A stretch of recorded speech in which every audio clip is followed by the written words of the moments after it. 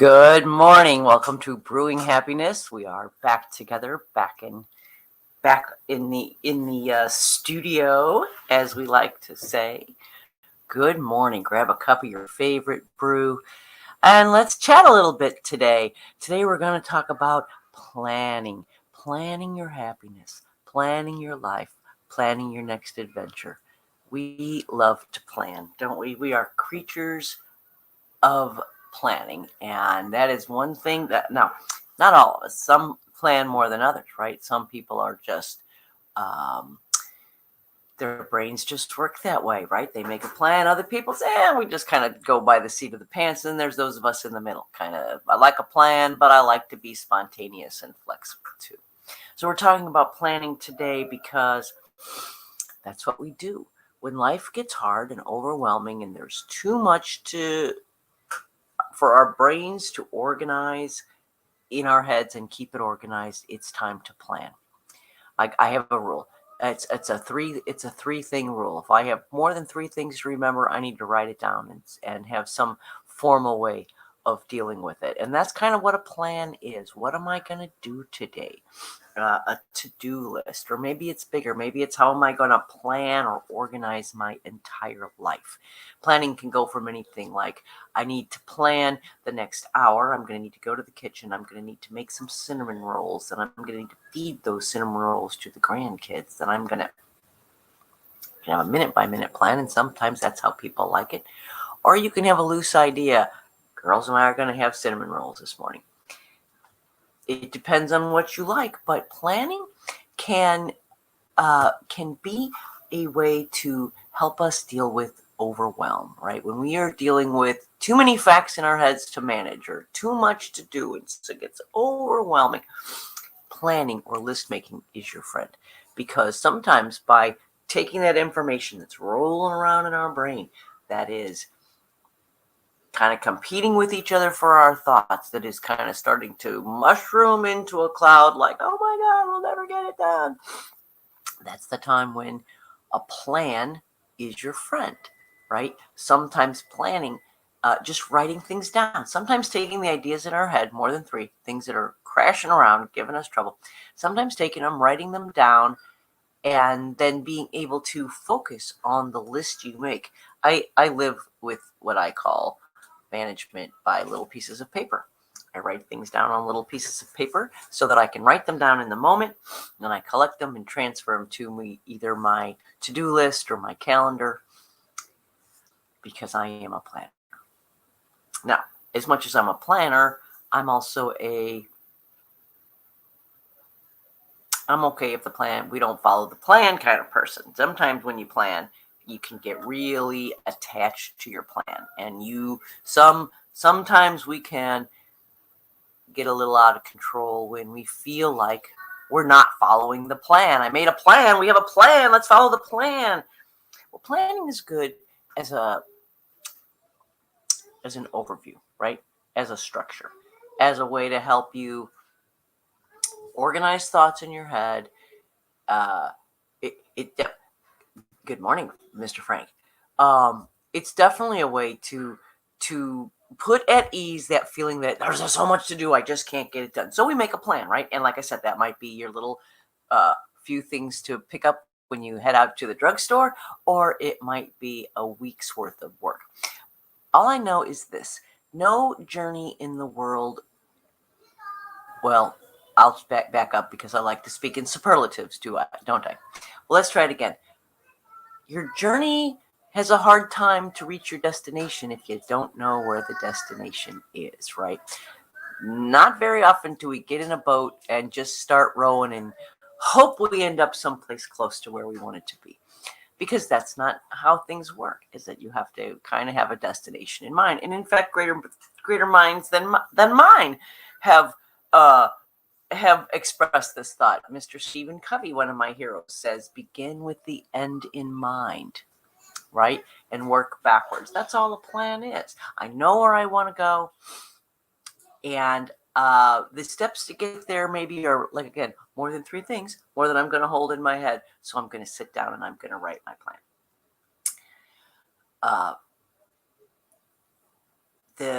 The thing about like I said, when we plan, it can give us a feeling of comfort sometimes. Sometimes when things are burning, we have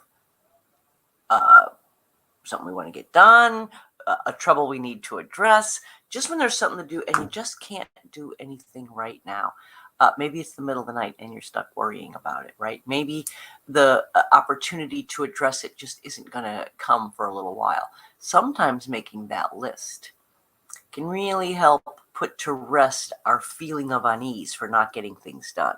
We know that we've at least taken step one. We've made a plan, and that plan is there, and we know that we can get it done. And like I said, sometimes that makes you feel better just to write down the plan.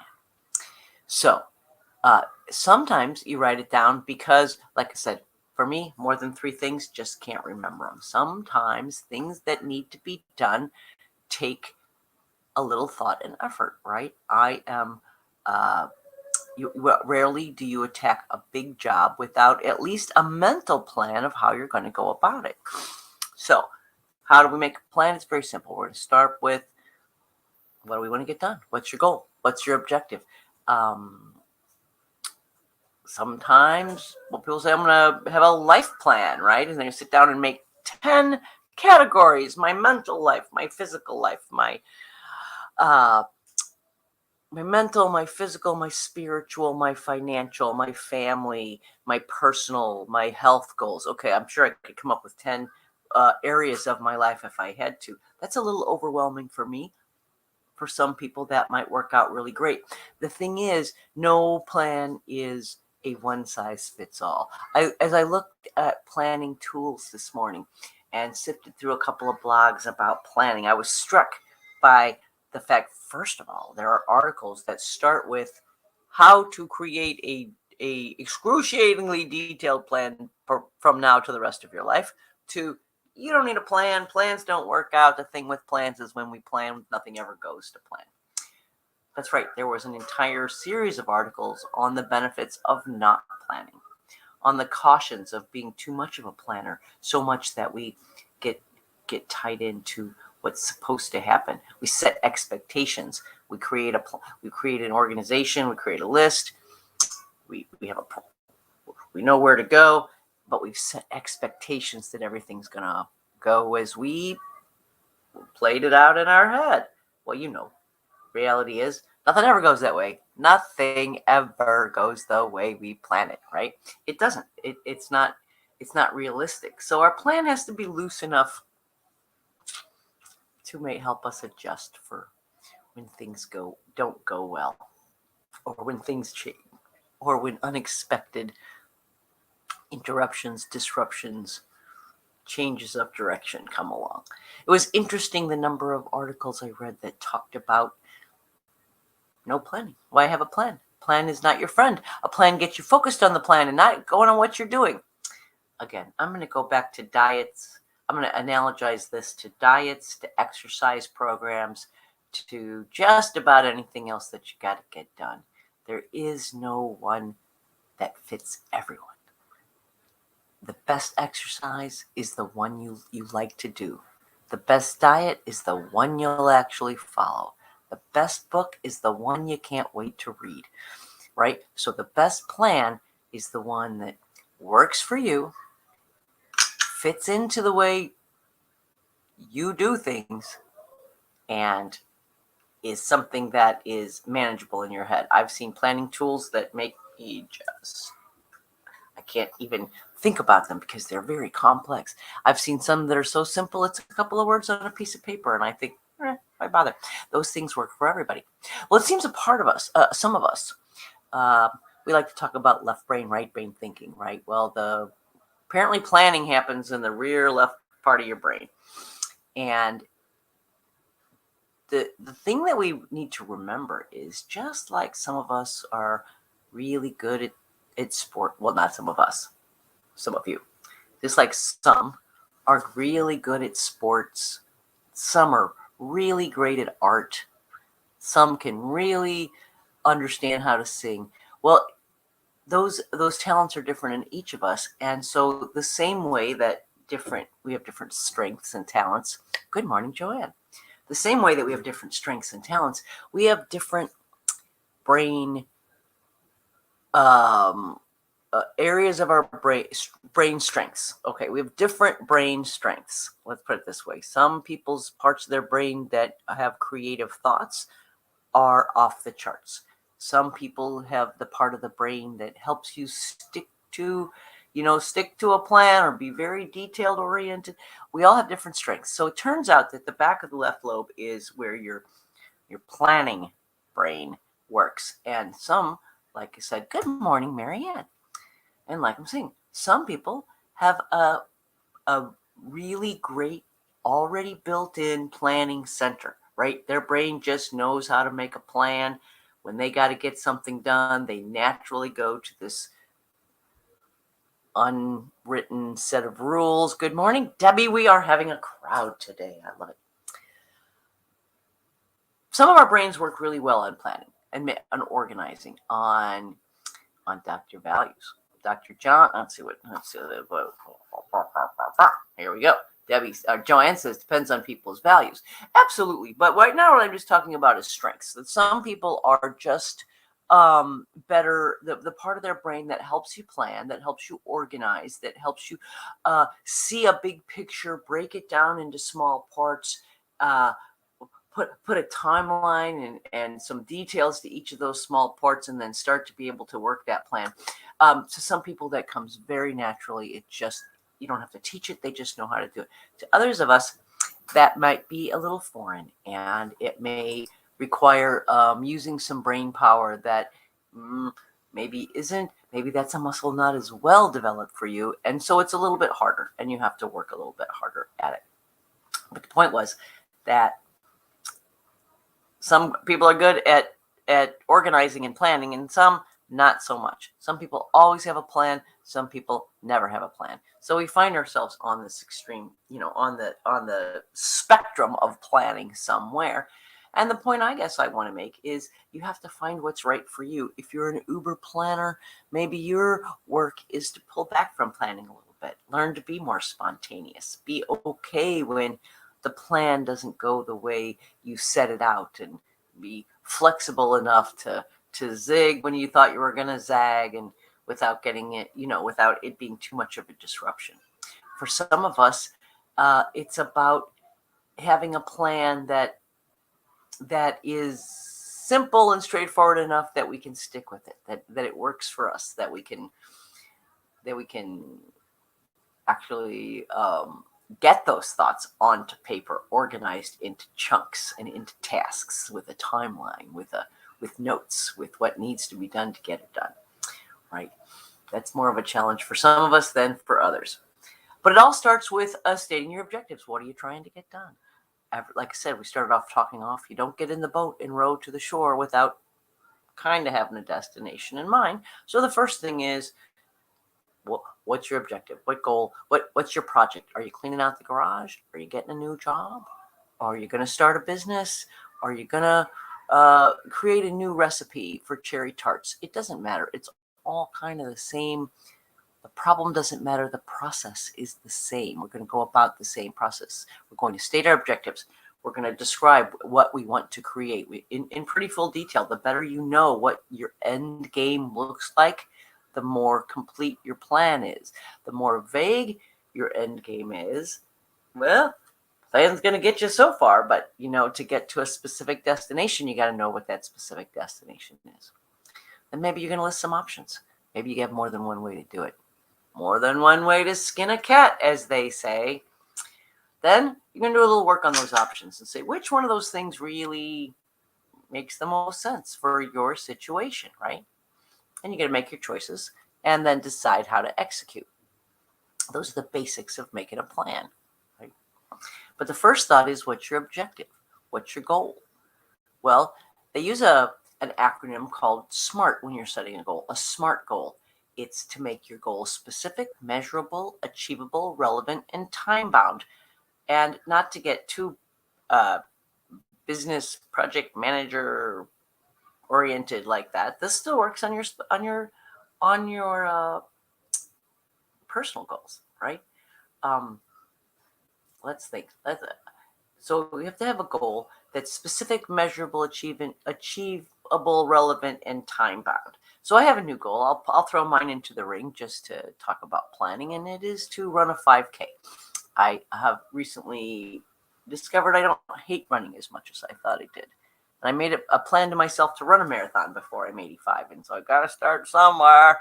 So I'm going to start with a 5K. So the specific is I want to run a 5K, but I need to get more specific than that because I have yet to look one up that's next year in my area. That'll be my specific plan, to run the Orange County 5K, to run the diabetes 5K, or whatever opportunity I have. I'm making this up, right? But whatever one comes in, I want to be as specific as possible. Measurable. I'll measure this goal by knowing. Measurable. Did you complete the race? That's the measure, right? Did you do it? Did you show up? Did you complete it? Well, that's measurable, right? I know it's measurable because I'll know if I finish it or not, and I'll know before I start whether I'm going to finish or not, because I'll be measuring my progress every day in distance, in time. And that, some things aren't quite that measurable. Racing, easy to measure. Sometimes how to measure it is a challenge, but not in this example. Achievable. Do I have the skills I need to reach this goal? If not, can I acquire them? This is not meant to discourage, but just to be realistic. The truth is, I don't have the skills to run a 5K right now. I don't have any stamina. I probably don't have the right muscles. I don't even have the right shoes. I'm going to need to work on breathing. I understand breathing is a pretty important part of long distance running. So yes, it's achievable, but it's going to require me to build up some micro skills or some things I'll have to work on and practice before I get to be able to achieve this goal. Is it relevant? Well, okay, that's a great question. Is it relevant? In my life, this is relevant, but what's relevant for you? Sometimes planning is hard because it's a project we either don't want to do, we think we want to do, we think I should run a marathon. This is a great example. I should run a marathon because wouldn't that be good for me? If I hadn't made the decision, if I weren't really on board with it, if I hadn't checked in with my gut and made sure that this was something that I could do, would do, should do, all those things, then it might be something I'm just saying, I'm going to run a marathon. Is that relevant in my life?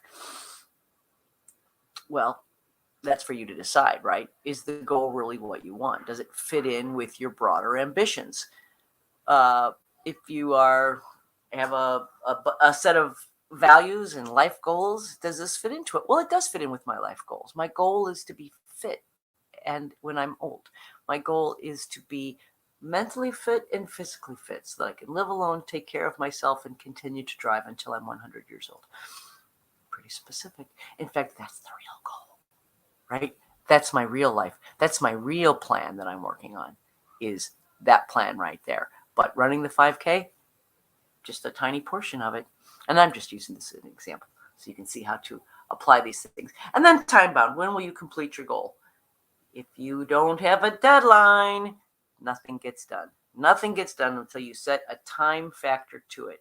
So I'm thinking I'm going to run this 5K. Right now, I'm still formulating, right? I'm thinking sometime next year, spring, summer, sometime to give me chance. I haven't yet started, so I don't know what the effort's going to be to get in shape. Can I do it in 3 months?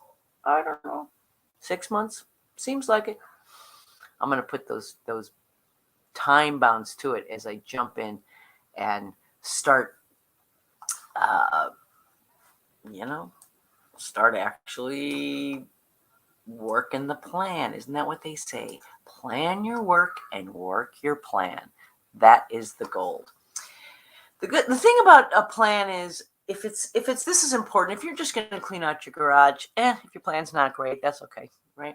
But let's say you're planning something really important, something that you really care about. The truth is, good habits are important. Routines and habits are important for completing any goal. So as I go back to my goal about running the 5K, what good habits do I have to develop? Well, I'm probably going to eat a little better, probably need to do some daily exercise, probably going to need to run every day, right? I'm going to have to develop some new habits. And here's the thing, a plan is only as good as your willingness to execute it. Having a plan sometimes means you're going to try something different, try something new. If you did it regularly, you probably didn't need a plan, right? So it's probably something new or something bigger than normal. And you got to be willing. Are you willing to execute the plan? Making the plan is sometimes we make a plan because, like I said, it makes us feel like we're doing something. It gives us the feeling of accomplishment. We're moving towards something by organizing our head around it. And this is absolutely true and worthwhile and worth acknowledging and celebrating, as long as they take the next step, right? Which is begin to execute. Do something more than just make the plan.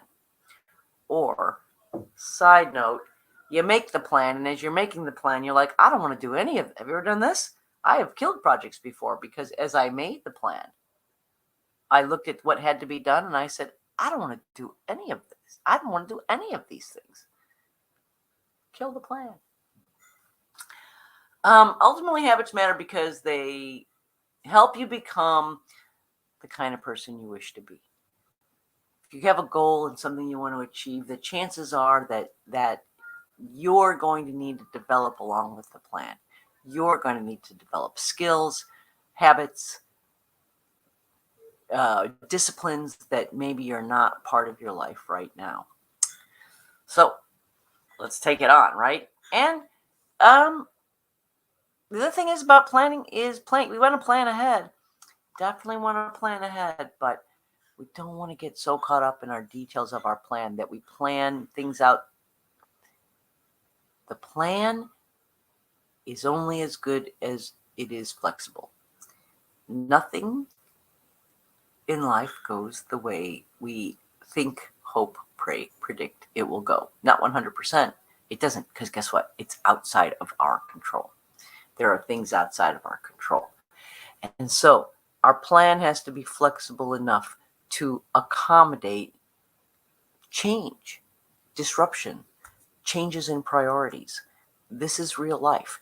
In business, we make a project plan that maybe is for a 6-month project, but you're really only going to plan in detail the first 30 days. And the next 60 days in somewhat detail. And after that, you just got big highfalutin ideas. And then we're going to reevaluate it's a rolling 30 days, right? Because life changes, priorities change. If you got a plan, you got to keep up with it. Okay.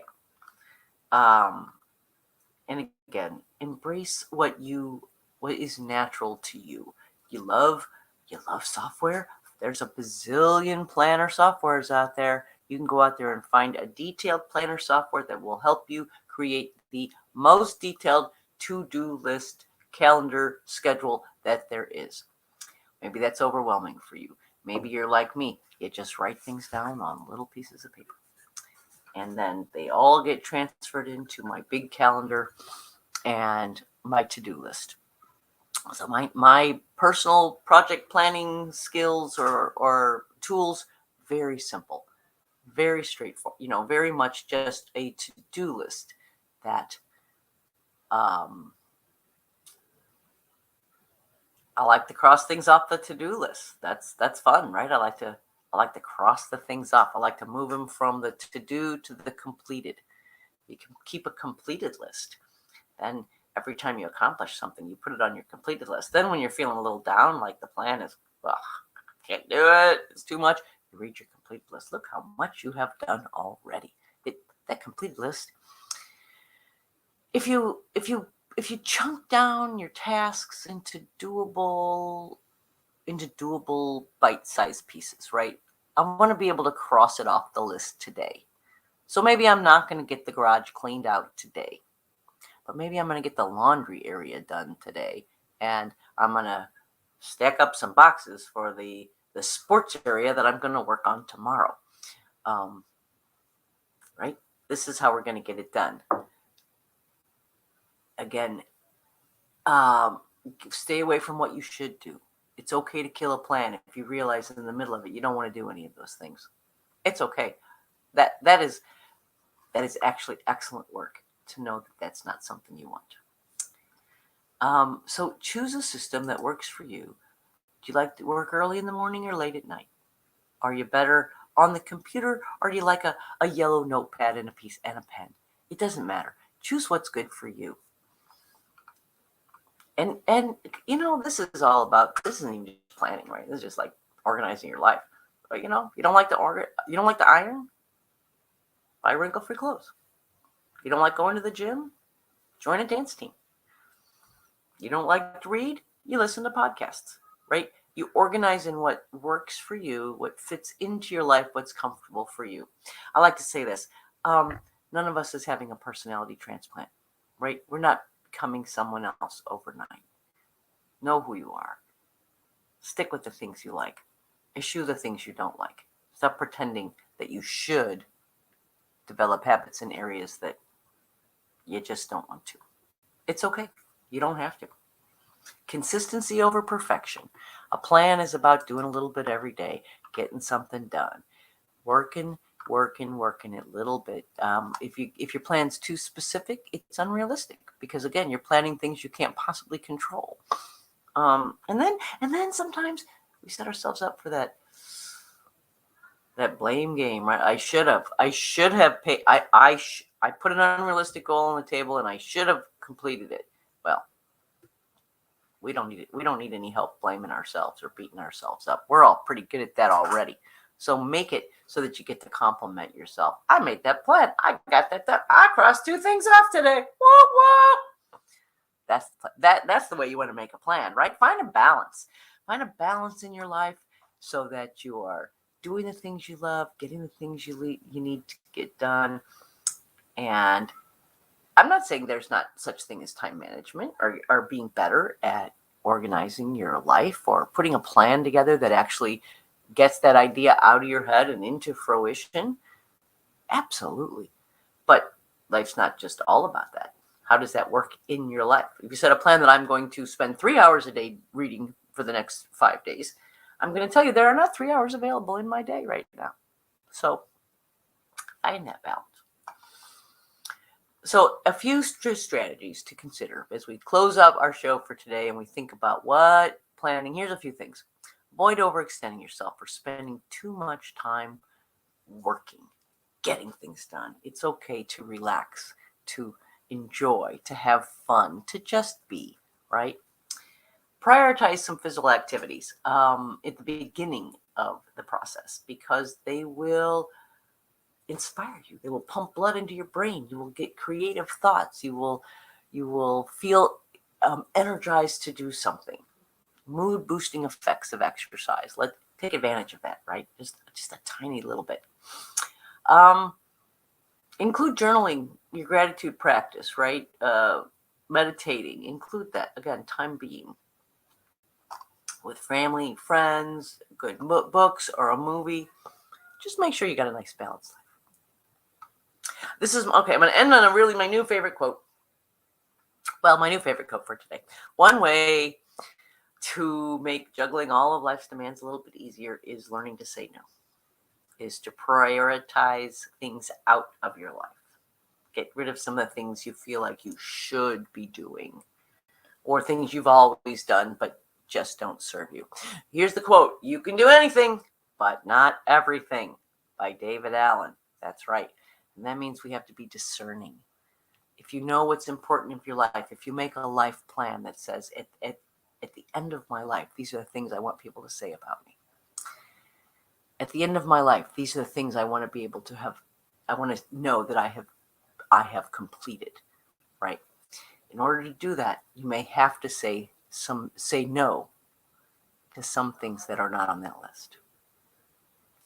You may have to, as you're doing time management and say, I don't have time for everything. I'm going to balance these 2 things. You might have to look at them and say, does this one lead me to my life goals?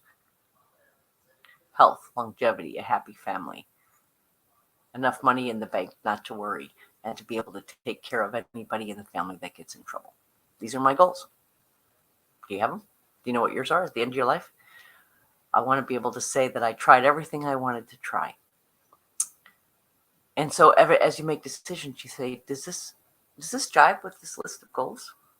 Is this moving me closer to my long-term, big picture objectives? If the answer is no, don't do it. Or find a way to get somebody else to do it. Prioritizing life is everything. Don't confuse importance for urgency, right? Sometimes things seem urgent, but not that important. That's up to you to decide what is important and what is urgent, right? Every day, they should have every day have one task that's the most important thing. I read a great book by a guy a while ago, and he was some leader in industry, right? Someone who knew a lot about getting things done. And his philosophy was, I get one thing done every day. I wake up every day with a plan to get one thing done. He says, I don't do anything else till that thing is done. Sometimes I'm done by 9 o'clock, and then the day is mine to get what else done I want to get done. Sometimes I don't go to bed till 9 o'clock because it takes me all day to get the one thing done. I like that philosophy. That kind of works for me.